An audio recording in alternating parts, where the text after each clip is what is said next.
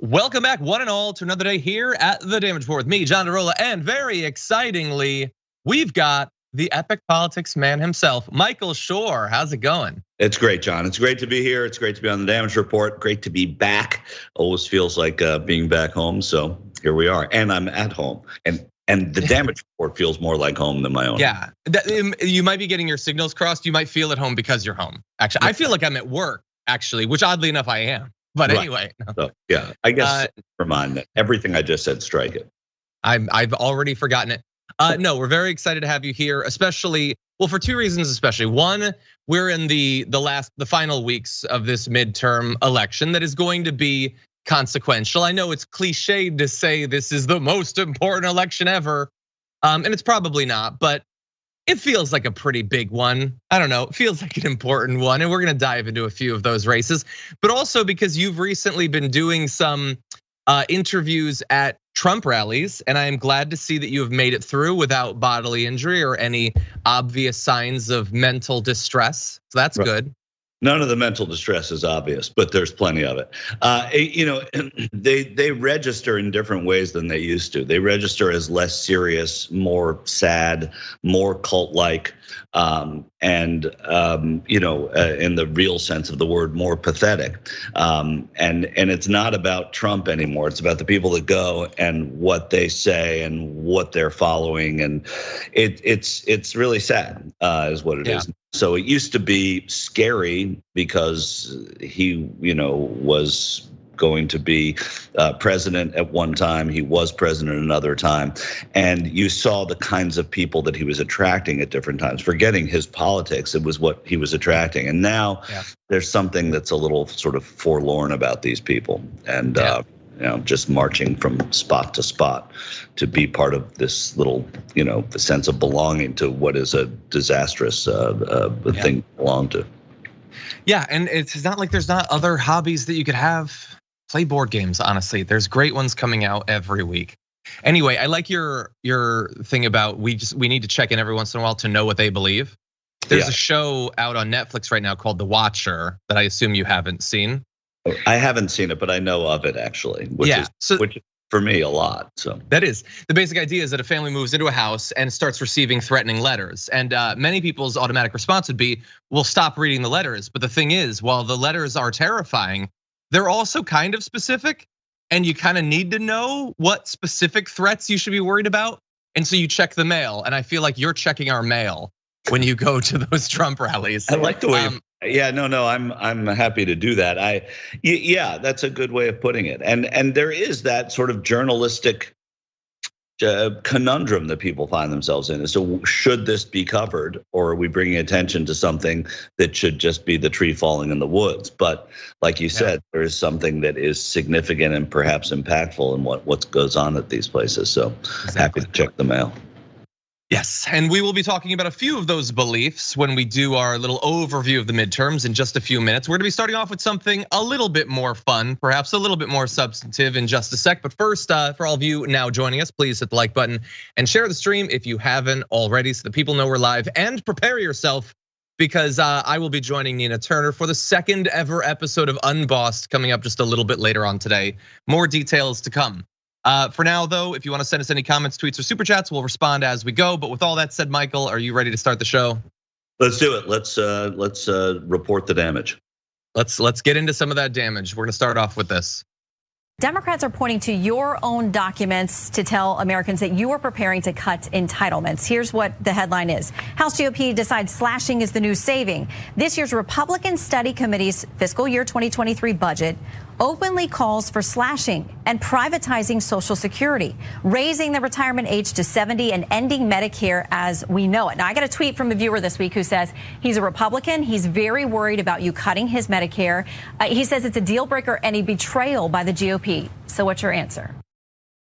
So let's pause there for a second, because this is kind of fascinating, actually. That is Shannon Bream, an anchor on Fox, talking to Steve Scalise, and doing two things that you don't see nearly enough in either case. One is focusing on the actual substantive policy consequences of these midterms, the possibility that once again the right could be trying to destroy these quote unquote entitlement programs in Medicare and Social Security, and actually like presenting not only just what Nancy Pelosi is saying about it, but also right-wingers apparently watching the show that are worried about it. This is very consequential.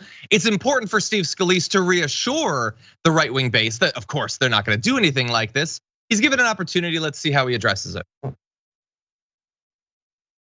You go to a restaurant, you're waiting an hour for a table and you're seeing a third of them empty because the government started paying people not to work. That drains programs like Social Security and Medicare. So let's strengthen those programs and stop them from going bankrupt. And let's also, by the way, stop the government getting in this business of paying people not to work when everybody's looking for workers right now. But fair to say that pointing to your own documents, there are some changes to those programs that would happen. There's not anything that we proposed in the Commitment to America. In fact, in the Commitment to America, we talk specifically about the fiscal year 2023. In the Commitment to America, we talk, well, they didn't do a budget this year. Okay, so that was shockingly good on the part of Shannon Bream. She's holding him to account for the things they've literally stated they want to do. Maybe not Steve Scalise personally, I don't know if it's his biggest priority, but the right wants to do it. That's what they're saying. The documents are out there. And he tries to evade saying they don't have a budget, which is not an answer to the question at all. And they're paying people to not work, which I always thought was a stupid thing to focus on. But even if you were gonna focus on it, it's 2022 now. It's actually the fall of 2022. You're referencing a couple of years ago. How is that an adequate response to the question, are you going to force people to grind out years more labor before they're finally allowed to put down their burdens? And he had nothing, Michael. Even Steve Scalise doesn't have an answer to that. First of all, he's completely flustered by the fact that Shannon Bream is taking him to task over this, and he's having to answer questions when it's easier to speak to these people, and he's more accustomed to speaking to these people in very sort of broad brush ways. But what you are seeing too is when Republicans are asked about legislation below the catchphrase, right, below the Commitment to America, which is not on its surface a bad campaign slogan. When they're asked to go underneath that, they don't really know what to do about it. And you're seeing that here. They are sloganeers. And when it comes to the meat and potatoes of what they're sloganeering, they can't back it up. And that's what Scalise is saying here. He can't even come up with the facts. And like you just said, John, this is old. These are old arguments. And I'm not an economist, but it seems to me if fewer people are working, that would be less taxing on Social Security. And not that it's a good thing that restaurants might have a lower hiring threshold now, et cetera. And that's a totally different conversation. But even the math doesn't seem to add up the way Scalise has it. And lastly, you talk about, I don't know how much Steve Scalise has to do with this. I don't want to single him out. Well, he is the minority whip in the House, and he's the person who's going to have to sell this to his caucus and the other caucus. So I would argue he has a lot to do with it. Yeah. Look, I'm not really surprised by his response. I'm surprised that the Republicans actually wrote it down on a piece of paper at all. We know that it's a goal of theirs. It's been a goal of theirs for very long. Right. We understand. It's not difficult to grasp what the Republicans actually want to do because there's basically nothing on that list, and it's always the same thing. There should be fewer regulations, there should be fewer taxes, and we should put less government money into helping non-poor people. I mean, that's really as simple as it is. And so when we talk about how the Republicans talk about one thing but really want to do another thing, they're focusing on the trans community, not because for their entire lives they've had a burning passion to fight back against drag queens, but because it's a lot easier to get people to get fired up and angry and hateful and fearful about that than it is to just come out and honestly say, we're campaigning on making you work longer. Your grandma, she should be a Walmart greeter for 3 more years than she is right now. That is not a popular thing to run on. That is why they obfuscate with all this culture war stuff. But we should what they need though is better messages. John, they obfuscate successfully. They're good at it and it works. And they don't, the part of that success is having the Shannon Breams of the world sort of helping them along. And that's why when you see Shannon Bream challenge them on this, it's a totally compelling moment because they have to think about what it is they're doing. But the obfuscation, while reprehensible, has worked for them for a long time. Exactly, yeah. Now, look, that's one thing that in theory, I think I don't know, it would be great to have the midterms about whether they're going to destroy Social Security and Medicare. Unfortunately, that doesn't seem like what it's about. So we're gonna turn now to what it is about. Really fast, people are saying in the chat, drag queens and trans people are two different things. I am 100% aware of that. I am not attempting to conflate that in any way. Those are two things that the right is constantly talking about. I am fully aware, and I hope that my coverage of this topic month after month after month has been reflective of that. They are conflating that and attacking both communities, as we'll be talking about in the aftermath of this very show. Sorry, Michael, were you gonna say something? I was to say your coverage has acquitted you of thinking that those are the same things. I would not worry about that, John, and I'm sure people who watch this show know that about you. I think so. I just want to read. I don't want anyone to be offended. Just trying to reassure about what I actually know and believe. It's basically, what you're basically saying is the Republicans use wedge issues, and those are cobbled together as part of a wedge issue, and that's what it is. Exactly.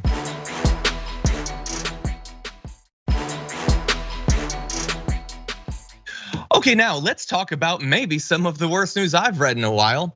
Despite a few months of the midterm election seeming to trend towards the Democrats for a few reasons. One, Biden and the Democrats started to do some stuff. They passed the climate bill. They did the student debt cancellation. Oh, and also the right is trying to make Gilead come true. That has apparently now stalled and is perhaps moving in the opposite direction. New poll shows that 49% of likely voters say they plan to vote for a Republican to represent them in Congress this election, compared with 45% who plan to vote for a Democrat. That had been just a month ago, a 1-point advantage for the Democrats. So I'm not a mathematician or anything, but like 1 in 20 Americans that plan to vote has now flipped for some reason. We're gonna try to figure it out. Specifically, Republicans have opened up a 10-point lead amongst independent voters. Democrats had a 3-point edge amongst independents back in September. The biggest shift has come amongst women who identify as independent voters. They favored the Democrats by 14 points just a month ago. Now they favor Republicans by 18 points. They're apparently independent and want their rights to be independent of their own choices. I don't know. They're free to believe whatever they want and vote for whoever they want, but that is a massive shift inside of 1 month. The New York Times has interviewed several of these quote unquote independent voters. One, Robin Ackerman says, I'm shifting more towards Republican because I feel like they're more geared towards business. Robin Ackerman is a Democrat, by the way, and isn't going to be focusing on the social issues, the cultural stuff, rather on the Republicans who are more for business. And that is a hell of a position to take. I don't understand at this point how you could possibly think under any circumstances the Republicans taking power is going to be a good thing for the economy. But maybe that's just my bias, and I'm talking more generally. But specifically in this case, the Republicans could not be more clear that one of the main reasons they want to take power in the midterms is to wreak havoc and cause as much economic harm as possible, so that Biden or Kamala Harris or Pete Buttigieg or whoever it is running in 2024 will look as bad as possible. They're not even pretending to feel some sort of ethical or policy-based obligation to deliver for America. The little bit of bipartisanship they've been willing to engage up to this point is basically going to be Thanos away if they take power. And so for all of the reasons to believe that the Republicans should take over, the idea that they're going to be serious, responsible stewards of the economy is one of the most on its face laughable. But maybe I'm wrong. And I'm not surprised, Michael, that a lot of people would think that for some reason, but what do you make of it? Well, I mean, first of all, you have to dig deep into this stuff. Shane's a great reporter, and I'm sure he has. Some of this polling, either the one that showed the Democrats up 14 points or the one that shows the Republicans up 18 points among independent women, is wrong. I mean, there's a 32-point shift in a month that has seen no real action points to the inaccuracy of one or both of those polls, and likely both. And what everyone has to realize too is that these midterm elections typically do go to the party out of office. The other part of this is that we're learning now, and I think a poll out of New York and the governor's race there today, which shows Kathy Hochul 4 points, only 4 points ahead of Lee Zeldin.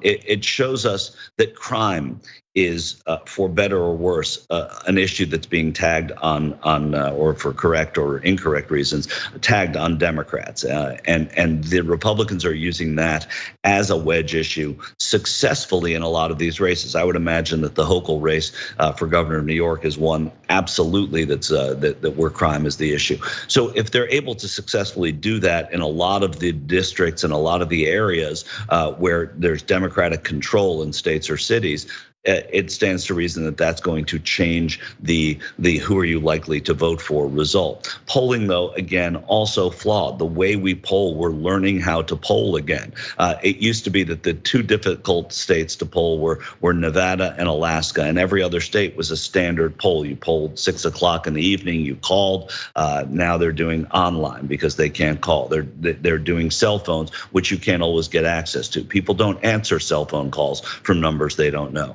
It poses a challenge. So the polling audience the polling industry is learning how to manufacture results through those different ways of polling that they haven't had to do before. So I wouldn't put all my stock in these polls, but what it is telling us is that people are falling for exactly what you just said, John, which is the Republicans are saying they would be better for the economy without saying, of course, that they would wreak havoc on the economy, which is likely what would happen because they want to set up 2024 for themselves. And they can do things to keep the economy stable. But some of those numbers, but through legislation, if they run the House, are going to be a disaster that they're going to try and pin on the White House.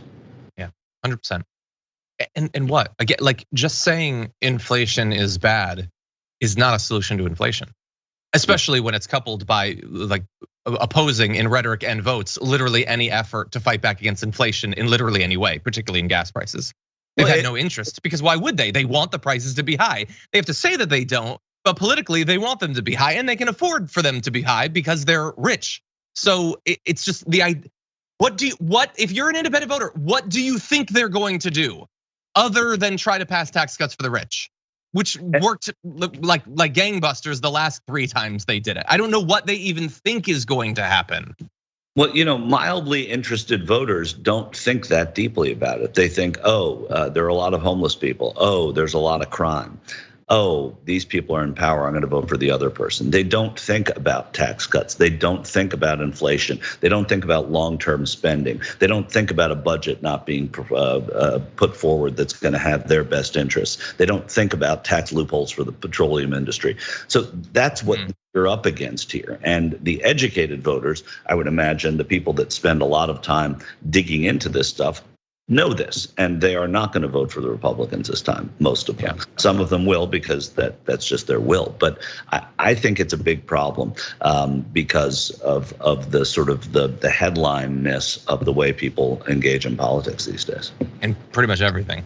And my final point before we move on to stuff outside of the economy is if I can provide a bit of a spoiler for what's going to happen leading into 2024, the Republicans now need to take control of Congress because the Democrats in Congress are responsible for how bad the economy is, the inflation, the stock market, and all that. As a spoiler alert, if things continue to be bad or indeed get worse, I'm thinking the Republicans won't feel like they're responsible if they've been in charge for the next 2 years going into 2024. It's a bold prediction, I know, but I think we might see a bit of hypocrisy on that in about 2 years. I don't know what would ever make you say that.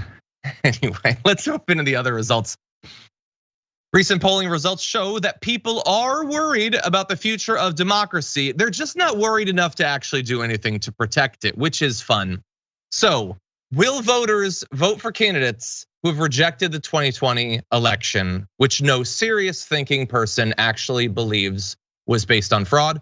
Well, in general, 18% of voters are very open to voting for candidates that believe the big lie. 21% more are somewhat open. Look, even 12% of Democrats are seemingly okay with it. That's a bizarre number. And the independents are high too at 37%. There's basically no Republicans, 1 in 5, that aren't going to vote for someone who openly believes that the 2020 election was stolen, that believes that the pretext for January 6th was perfectly legitimate, that has 2,000 mules in their Netflix queue, whatever. That is what we're facing. By the way, 71% of Republicans overall, perfectly fine with it. Still 12% of Democrats. It's so crazy. And like, to draw it to some of the other stuff that I'm talking about here, 26% of voters say that they've heard of 2,000 Mules, the most clownishly, buffoonishly debunkable election fraud conspiracy movie ever made. Of Republicans who have heard about it, only 2% found it to be unbelievable. Virtually every single one of them believes what they hear there. 71% at the same time say that democracy is at risk. But maybe that's like a good thing. It's like an arsonist saying that the structural integrity of the building is at risk while gleefully laughing and pouring oil on it, I suppose. I don't know. At the same time, 55% of Republican voters say that mail-in voting is a major threat to democracy. So we are living in truly insane times, Michael. Well, we are, but these are people who get their news from people like Newsmax and One America News, who say that mail-in voting is dangerous to democracy. And so what do? They turn around and they spew it out again. And I learned that, when I go to these rallies and I stand outside and talk to these people, that's what you're hearing. They believe what they're talking about when you challenge it on them. Similarly to when we just heard Steve Scalise challenged by Shannon Bream, if you ask them what's under the hood, they have no idea. They don't know what to talk about. Then they start fumbling for answers and replies. But the bottom line is, I don't believe that 26% of Americans, American voters, have heard of 10,000 mules. I just simply don't believe it, and that would have to be proven to me in other polling. But even still, there are people that only want to believe it going in, so they're going to believe it, and that's that's the bottom line. So the numbers underneath, the undercard stuff, doesn't move me very much. It's just the fact that it's there and people don't care about it that's the most upsetting. Yeah. Look, there's a lot. If people want to head over to the New York Times and take a look at this, there's a lot of stuff about people's support for QAnon and just a lot of nonsense. There is, like how many elections have I covered? I started doing this in 2012, so not that many of them. And I assume the American people have never been great at critical thinking and really open-minded and really do their own research or anything like that. But it feels like things have got to be worse, more irrational, more unreasonable. Michael, is this just how it's always been, or is it getting worse? It's hard. It's first of all, I want to talk about you starting in 2012. What was your first appearance as a journalist? What show were you on? Well, to the extent that I can be classified as one at all, outside of TYT University, I appeared on your show 2012. Yeah, with the convenient TYT in the middle. It was the best logo ever. All right, let's go back to what you're talking about though. Has it always been like this? It's never worse than it was, and is what I always say. Like when you're living through a time, you think it's as bad as it possibly could be, worse than it ever was. And then the next time comes along and another generation of people who follow this stuff say this is the worst it's ever been. So I think politics has always been divisive. It's always been ugly. It's always been dirty, and it's always been bad. I think now, though, that you're dealing with a reality of people who don't take reality in very well is what makes this a real challenge and a very difficult time to be in politics, to be covering politics, to be polling politics. So I think it's pretty bad because people are tribal once again. And I'm not saying it's never happened that way again, but you cannot penetrate. You're never going to have a president over 50% popularity, I don't think, in our lifetime because of that. It doesn't mean that there's some that will be more popular than others. It's just we are so divided in that way. That's what makes a lot of this policy so impenetrable. Yeah. Well, we're going to talk about a little bit of that tribalism, how it plays out in defense of particular candidates after our break. We'll be back in just a few.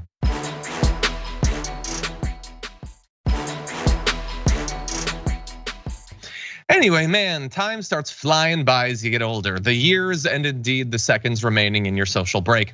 Anyway, with that said, why don't we dive into one of these consequential races we were just talking about? Herschel Walker is finally copping to the check that a woman says he gave to her to pay for an abortion that he also pressured her to have.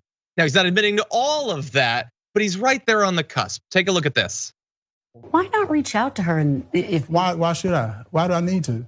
NBC News has now spoken to that former girlfriend who provided us with what she says is a copy of a $700 check that Walker gave her to pay for the abortion and a receipt from the medical center in Georgia where she alleges it took place. NBC News is not revealing the woman's identity or the documents to protect the privacy of all parties. But we did show a copy of the check to Walker, who said the allegation he paid for an abortion isn't true. This is still a lie because she's the mother of my child. So you're going to see me a check or somebody giving a check. So that I'm saying it's a lie. Do you know what this $700 check is for? I have no idea what that can be for. Is that your signature on the check, though? Let me see. It could be. But it doesn't matter whether it's my signature or not. When pressed, Walker said definitively for the first time, the check is his. Yes, that's my check. Why should voters believe you in this? Voters should believe me because I've been very transparent about everything I've ever done. Transparent to the extent that, God, that guy can't lie. He is really, really bad at hiding when he's lying. And I don't just mean that it wasn't for an abortion, that obvious lie. Did you see the other lies in that? It might not have been super clear unless you've been covering this story for a long time. Now, he seems to understand, to the extent that Herschel Walker can be said to understand anything, that accepting that he wrote the woman the $700 check is going to be really damning. But he has a defense, and the defense is, well, hold on. You can't just assume that the $700 is for an abortion. After all, I give her checks because she's the mother of my child, so that's just a normal check that I would send to her. Except that they didn't have a child together for years after the abortion, years after the check was sent out. Again, like it's a horrible defense that falls apart if you just breathe on it just a little bit, but it doesn't have to be a good defense because at the end of the day, he doesn't need to reassure right-wingers in Georgia that he's telling the truth because, and I can't stress this enough, they don't care. Right. They don't care. Every single one of those Republicans who believes that abortion is literally murder and that if you assist someone in having an abortion, you are assisting in murder, do not care that he is, in their own eyes, a murderer. It is irrelevant. He can do his stupid thing where he pretends to need to put his glasses on to see the check. It can be transparent because the only thing that's more transparent is how little his base actually cares about the things they profess to hold as principles. Anyway, Michael, what do you think? Yeah, and then you have Tom Cotton and Rick Scott going to Georgia to support him, and clearly they are both, ostensibly pro-life, anti-abortion candidates or senators, and they're supporting a candidate who is professing to be that. However, he has this checkered past. They don't care. They want that vote on the Senate floor, and they want to take Raphael Warnock's vote away. And so that hypocrisy is the kind of hypocrisy that we were talking about earlier, and that we talk about all the time. They don't care. They want the majority, and they don't. It doesn't bother them one iota that this guy is lying through his teeth about a check. What did he's saying? He wrote this check and then had a child 4 years later. He's saying he's putting a down payment on child support payments, which also presumes that if he were going to have had a child with this woman, he would not have been present in that woman's life to begin with. So you don't go in with sort of the prenuptial of child support payments. It's just crazy. Exactly, yeah. And if you're going to try to present yourself as a person who would give future child support, don't live your life as the guy who regularly has to be dragged into court to pay the child support that you've already been mandated to have to give. Yeah. So again, just it's see-through. He lied. He continues to lie. Nobody cares. He just did this campaign event basically with Sean Hannity on Sean Hannity's show. This is the guy who's more explicitly riddled with scandals than maybe anyone since Donald Trump. Putting soft questions, nothing. No attempt to dig. No ethical obligation. No journalistic obligation. Nothing. Let's turn. I mean, he's not a journalist though, so you shouldn't say there's journalistic obligation. I saw Sean Hannity. I was at a Ted Cruz rally where Sean Hannity was a speaker in the 2018 midterm, and so you look at that's not a journalist anymore. That is somebody who's not a journalist. So he doesn't have an obligation to ask tough questions. So it doesn't bother me that he didn't because he's not a journalist. Great point. Let's very quickly just mention this. You would think, perhaps, if you're new to American politics, that having a candidate who has regularly lied about being a member of law enforcement stand on stage at a debate and then bring out effectively a fake badge, some honorary thing that was given to him as defense of these claims he's made to be an FBI agent in the past, would be damaging to him, that it would hurt him in some way. But I would like to welcome you to America in 2022. No, they're doubling down on this. Well, not doubling down on it. That would imply that you'd end up with 2 badges. No, they're going for 1,000 badges, as you'll soon see. A strategist for Herschel Walker says Herschel Walker's been a friend to law enforcement and has a record of honoring police. If Senator Warnock wants to highlight this, then bring it on. It just gives us a chance to talk about Herschel's support of law enforcement and law enforcement support for him. It's a great issue for us. Well, generally, it's a great issue for them. Every once in a while, on January 6th, they try to beat every cop they can see to death with their bare hands. But other than that, they're generally supportive of law enforcement. That is true. So what are they doing? They're cutting the video of him holding up the stupid fake badge and they're using it in their ads. Oh, also their campaign has ordered 1,000 imitation plastic law enforcement badges that say I'm with Herschel as a fundraising tool. So you can get one of those and you too can be an honorary police lieutenant like Herschel Walker is. No, but seriously, this is a comical, laughable, needless own goal from a candidate. And it is going to work. They're gonna raise a ton of money. Nobody's gonna care because nobody has any expectations for this guy. He can stand up there and act like a petulant, dim-witted 4-year-old, and the Republican base will just cheer all the louder. The race, by the way, is within a few points in the aggregate. And God only knows with the flaws in polling and enthusiasm and all that, Michael, God only knows he could end up being a senator. Oh, there's no question. I mean, I think we have to prepare for what we prepared for on an election night where we couldn't possibly see how somebody could elect this person A, because it's possible that person could win. There's a governor's race there.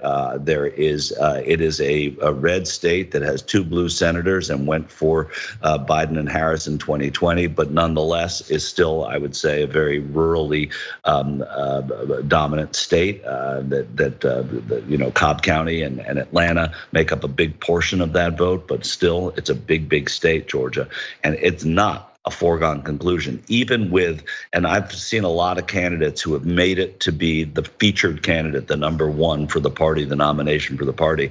This is probably the weakest, worst candidate in a serious race that I've ever seen, ever. Yeah. And it's a shame. I mean, it's a shame because of how insulting it is, but also that there are Republicans in that state who would have made better candidates. So it's a shame for Republicans, I'm sure. But Raphael Warnock is a serious senator and a cleric, and he's somebody who has taken his job seriously. To have to go up against this and possibly lose is crazy. It is embarrassing, and we're gonna turn to that in just one sec. But first, I agree. I think he is the worst candidate. Like, there was a candidate not that many years ago that had to make an ad reassuring Republican voters that she was not, in fact, a witch. Right. And she doesn't look like the most embarrassing candidate anymore.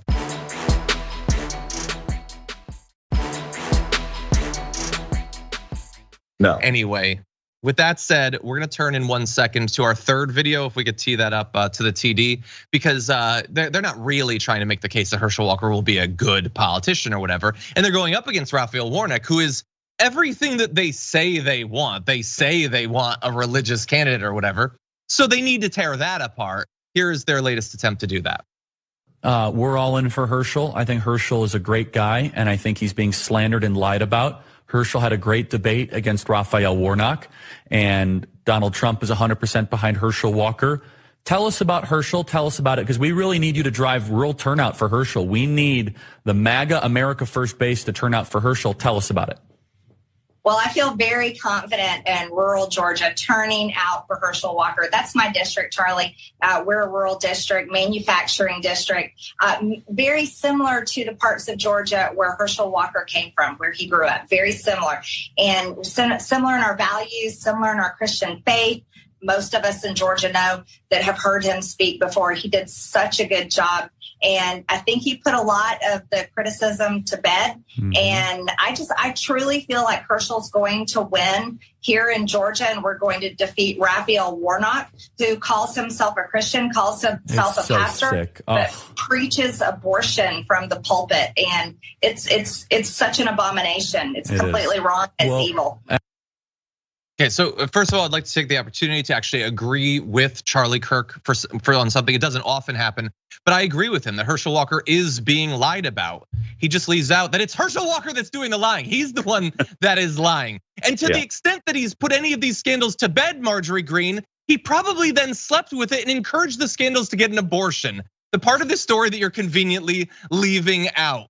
If it's an abomination for Raphael Warnock to say that people should be able to have these rights, which is consistent with the Bible, by the way, read it at some point if you're capable.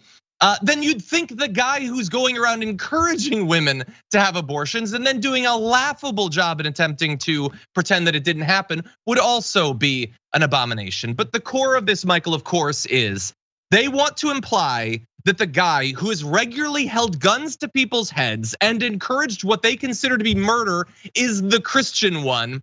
And the guy who is a religious leader is the satanic atheist. Right, because you have to be perfect on the other side. I mean, Raphael Warnock holds probably the most well-known, famous, and sacred pulpit in America at Ebenezer Baptist Church. It was Dr. Martin Luther King's pulpit. It has a deep history and is probably the most respected in the country. To say that he is not godlike, that he has not come up through the ministry with a godlike approach to everything he does is or a God-fearing, as he would probably say, is ridiculous. And to paint Herschel Walker, who has done everything he can possibly do to be anti-Christian, other than perhaps worship God and believe, is an incredible thing that they're willing to pull off. It's the same thing that Donald Trump did. The Christians, in a sort of national way, were able to lift him up as the best Christian option. They were smart about it. They got their Supreme Court justices, but they have a president who goes to church every Sunday right now in Joe Biden. They have a religious and a sort of dedicated servant of his God, and that's not enough for them. They have to look for those things that vary when in fact so many of them are the ones that go off the Christian path, and they forgive when that happens. They don't forgive when it happens on the other side. 100%. Yeah, this isn't for me. I'm an atheist. I don't give a damn. Like, I'm not interested, but you guys say that this is what you want. And you clearly don't actually care about any of this. Hypocritical even about religion. I mean, if that's supposed to be the tenet that drives them, they bring their hypocrisy into that as well, and it's poison. It's poison to this debate. Which I vaguely remember Jesus having thoughts about. People who wield their religion as a cudgel and don't actually live by their own supposed standards. Right. I feel like he's commented on that a time or two. He never flashed a badge. Jesus never flashed a badge. 100%. You know what we're gonna do? No, we're gonna do one more story really fast. It's gotta be so quick. Okay, let's jump into it. If you've hated Marjorie Greene as a congresswoman, don't worry. Very soon, in just a couple of years, she might not be a congresswoman anymore, but only because she will be moving on up to the White House, at least according to some sources around Donald Trump. They say he has been talking about bringing Marjorie Greene into his administration. Now, as of right now, it's not generally being talked about that she would be his running mate, although, I don't know, doesn't it feel kind of like that's the only way this could turn out? Like at a deep level, that's the only possible future that awaits us? But let's go with what we know right now. He apparently said to a confidant earlier this year, wouldn't she be great? Saying that maybe it would be a White House staff position or a cabinet post or an agency appointment. He loves Marjorie Greene and would want her to be in a second term. That much was clear. Specifically, one position that he's talked about is giving her some sort of position as a senior official at the Justice Department. The person who he said that to was confused because they said, I don't think she's a lawyer. And you know what? I'm not sure either, but I do have to say, she doesn't really strike me as one. I suspect that she hasn't had much legal training or training of really any sort, maybe not house training even. I feel like she's untrained. That would be my gut. Anyway, if he does become president again, I don't doubt it. I like, maybe not Supreme Court or something, but she's gonna be around. Unless she starts to become too popular. That's the only thing that I think in Trump's eyes could potentially damage her, is if she starts to draw too much attention, which is possible because the Trump base, they're lunatics and they want someone who's authentically as insane as they are. And I think that she honestly sells that better than Donald Trump can. So aside from that though, she might well end up as the secretary of God only knows what. What do you think, Michael? Well, I think getting Senate approval for Marjorie Taylor Greene, even among many Republicans, would be a difficult thing. So it would have to be a job that does not have to clear the Senate in order to be in the administration. I think there are a lot of carts before a lot of horses here, and I don't think that's ever going to be a reality. That it's being discussed in and of itself is just talks about the qualifications of that guy to run again, and what his idea of putting together a White House would be. Once again, lesson learned or not learned if he's brought back. I don't think it's going to happen, so I'm not really that concerned. Just the notion though that he likes to sort of taunt the other side, it's consistent in his presidency and his former presidency. Mm-hmm. Yeah, I guess maybe there would be some Republicans that would be against it. I think for him though, it's just a perfect choice. I mean, government is not supposed to function. You are not supposed to find. It's for him. I don't think he even thinks that deeply about it, John. And I think you're right. But I don't think he thinks that government's not supposed to function. I think it's supposed to function the way he wants it to, according to him. And I think that it's more important that he needled the other side than he put somebody in position to succeed. So that's not to me. Yeah, maybe.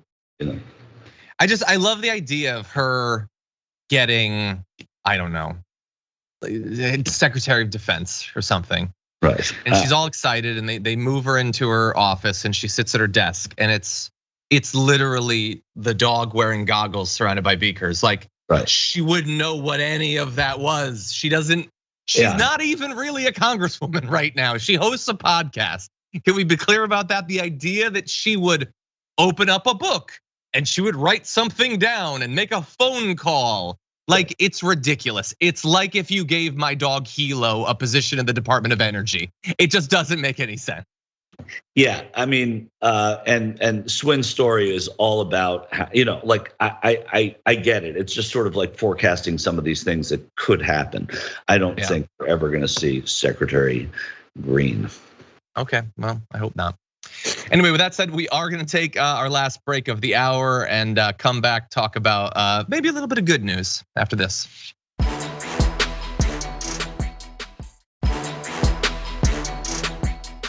Okay, everybody, let's talk about some good news. Starting with this. The new student loan application is now open. If you have federal student debt, please visit studentaid.gov. It's easy, simple, and fast. And it's a new day for millions of Americans all across our nation. May God bless you all and may God protect our troops. Thank you. Okay, so Biden doesn't seem that excited there necessarily, but this is legitimately something to get excited for. If you're one of the many millions of students or former students who are now looking forward to have at least some of your student debt canceled, the process has now begun. There have been a lot of roadblocks along the way, a lot of stumbles, a lot of attempts by some of the companies that manage these loans to try to get people to be stuck with the loans that they have. There are legal challenges to it, and Republicans are trying to tax it in some states, stop it from happening. A lot of disgusting behavior, but as of this week, you can now apply, and the details are provided there by Joe Biden. Supposedly, there have already been 8 million applications that have been filed, which is not only like an objectively large number, but also this is a far smoother rollout, we have to admit, than there was for Obamacare back in the day. There's no huge issue where it got slammed and a bunch of people were blocked. As of right now, people are on the path to having $10,000 to $20,000 of their student debt canceled, and that is certainly some good news. What do you think, Michael? Yeah, it's definitely, and this is how successful programs start. They don't all start. First of all, 8 million people it shows you how widespread this issue is. I mean, forgetting whether or not it's going to go well, and whether or not there are going to be challenges, or whether or not, it should have been in place. The fact that 8 million people have already applied means that this is a problem that needed addressing in one way or another, and that speaks volumes. So I think it's and look, government programs. There's a lot of red tape. There will be problems, there will be malfunctions, there will be frustration, but this is the road to better when it comes to addressing this issue in this way. And so I don't think the president, when the president talks about serious things, he talks about them in serious ways. He doesn't, he doesn't get up there and do a dog and pony show. And so this is how he's bringing it out, and he's bringing it out at his press conference. And this is a momentous part of the Biden administration for sure. Yeah, long term, it's going to be one of the biggest individual things they did to help people who've been needlessly burdened for far too long. There's a member of the chat, I think I've lost the message now, but I think it was Aaron Parker saying, "Oh, the application's super easy. It took me about 2 minutes. 20K in relief is really going to help my family." Yeah, I can't even imagine how much help that's going to be. A lot of people are going to benefit from this. And now let's go farther in the future. With that said, though, let's jump to our last story of the hour. This one, not so good. We've been saying that with more and more states limiting access to abortion, there are going to be casualties as a result of that. And more evidence of that is rolling in, with particular instances of people needlessly suffering because of the change to the law. We have a woman now, pregnant woman in Tennessee, had high and rising blood pressure, needed to have it dealt with. And we're gonna give you all the details. Couldn't in that state. And in fact, most of the states neighboring Tennessee, it's illegal there too. So they had to drive to North Carolina to save this woman's life. It was a 6-hour drive that she had to take. Here are the details. She got to this second hospital. Her blood pressure was dangerously high. She was at that point showing signs of kidney failure, okay? And here is how it worked out. The doctor who was working this case says that the patient was in her second trimester. Blood pressure began rising. The fetus had been diagnosed with genetic abnormalities and wasn't expected to survive. That's a sort of consideration that for a reasonable person would change their mind on medical intervention, but for religious zealots, it means basically nothing. So the woman, apparently it was feared, could develop life-threatening preeclampsia and thought that she needed an abortion. 8 states border Tennessee. Abortion is banned in all but 2 of them. And apparently, according to the gynecologist, the woman kept asking her if she was going to die. I kept saying, I'm trying, we're gonna make it happen. We just need to get you to the right place where you can be taken care of. And I personally think that the right place where she should be able to be taken care of is the United States of America. And up until recently, it was mostly true. But now, if you live in an increasing number of states across the country, you better hope that you've got a gassed up ambulance that can make the 6 or 8 or 10-hour drive to a place that still remains a part of modern civilization. Thankfully, she is still alive, okay? That's the good news, but she could have died, and people will die as a result of this. Michael, what do you think? I think these are the stories, sadly, that are going to impact change in the other direction. These are the stories that informed Roe v. Wade. If you look at a lot of the journalism around the time of that ruling and previous to it, there were stories, harrowing stories of women trying to get an abortion and either themselves not surviving, their fetus, not surviving, and all of the problems that go into that. Of course, their fetus being challenged to the point where they had to have an abortion. All of those challenges are what will impact the next wave against the Dobbs decision, and I think it's really it's a tragedy. But again, the compilation of these are what's going to hopefully change some minds. Yeah, maybe we get to. It is what it is now, but and it's horrible, and you have to talk about how tragic and horrible this is, that a woman would have to sit in an ambulance for this long. But if we're going to change it back the other way, these are the stories that will unfortunately have to move people. Yeah. Just devastating, so needless. We are a country who faces actual crises. We have decided that rather than address those, we're gonna needlessly create more. We're gonna dial back the clock a half century, a century, and just create new daily sources of suffering. for so many people. That's what. And there's nothing Christian about having a woman sitting in the back of an ambulance for 6 hours fearing for her own life. There's nothing Christian about that. Exactly. Okay, everybody, we do have more news to get to, but this is the end of our first hour. If you're on our linear platforms or on the podcast, thank you so much for watching and or listening. But if you're on the members app, Twitch, YouTube, a number of other places, we've got so much to talk about. So don't go anywhere. We're gonna be gone for a couple of minutes, but then Michael and I will be back. Oh man, we've got some big stories to talk about. So we'll be back in just a few.